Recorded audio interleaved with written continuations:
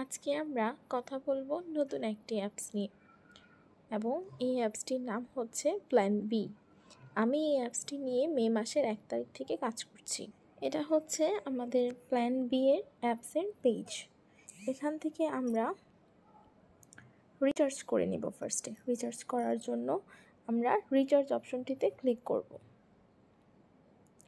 আমাদের সর্বনিম্ন যে প্ল্যানটি রয়েছে প্ল্যানটির মূল্য হলো $10, বাংলা টাকায় 1200 টাকা।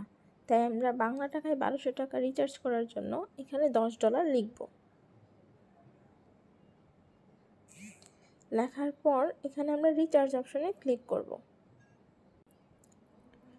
রিচার্জ অপশনে ক্লিক করার পর এখানে আমরা একটি নাম্বার দেব, দেন আমরা ওয়ালেট পছন্দ করে ওয়ালেট লিখব। বিকাশ দিলাম, এরপর বিকাশ নাম্বার লিখলাম।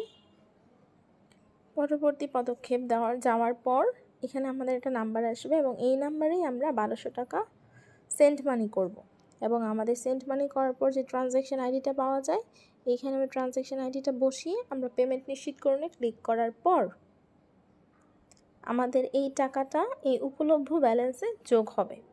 তারপর আমরা পণ্যতে যাব। পণ্যতে গিয়ে ক্লিক করার পর